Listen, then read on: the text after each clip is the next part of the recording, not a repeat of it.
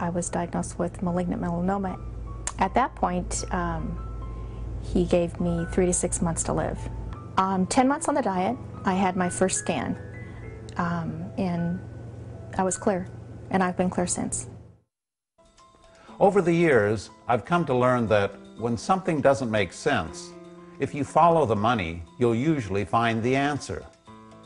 That's when I learned about the business of cancer. As you will soon discover, the search for a cure is hardly the altruistic endeavor you've been led to believe. In fact, it's quite the opposite. Even worse, when you look at the hard numbers, our current cancer treatments are appallingly ineffective. But when it comes to taking money from people by making false claims, no one does it better than conventional mainstream medicine. A cure is just around the corner has been the standard public relations pitch used to pump money into the cancer industry. The medical profession generally considers any drug with less than 30% effectiveness to be no better than a placebo. What you see from studies conducted over the last 50 years is that for our major cancers, the effectiveness of conventional treatments is far less than a sugar pill.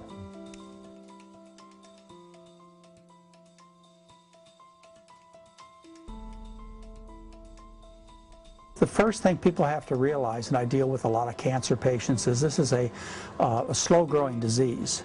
And they've got time to think about this. In many cases, doctors will try to rush a person to make a decision right then, and they scare them by saying, we have no time to wait.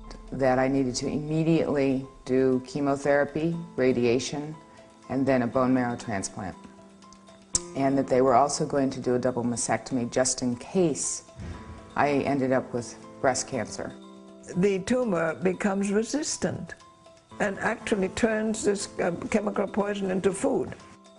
But then it doesn't work anymore. All it does is poison, poison. You cannot heal with poison. They've had the chemotherapy and the radiation, and for a while they thought that they were cured. Over 90% of the people that have cancer will have a cancer return. And this is what they're telling us. Well, you think about it as recurrence. It's actually not recurrence at all. It's just continuation of the disease. She went in operation on Monday. They shocked her with chemotherapy. 2 weeks later, she was dead. And they said that she had an overreaction to the chemotherapy. What the hell was that overreaction to chemotherapy? If you had breast cancer in 1930 and you have breast cancer today, your prognosis is pretty much the same. Nothing has really changed. When studies have compared treated and untreated patients, they show untreated patients actually live longer than treated patients. A few years back, there were headline articles reporting a 49% decrease in the incidence of breast cancer in women who took tamoxifen for 5 years. In fact, the 49% benefit is a relative number. The absolute benefit was only 1.5%. What do you think about healthy women getting preventive mastectomies in order to avoid breast cancer? We could actually turn on and turn off cancer. You know, can cancer really be reversed? Can it be reversed by just simply altering nutrient intake? Again, that's something that was unheard of. My oncologist told me that if I didn't do any kind of cancer treatments, she would not put me on disability. So I was not put on disability.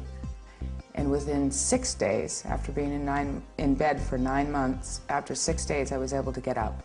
And I took my first shower. My doctor told me I would die in 6 months to a year at the maximum.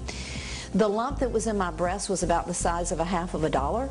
In 1 month, it was about the size of a dime. That's how dramatically it shrunk.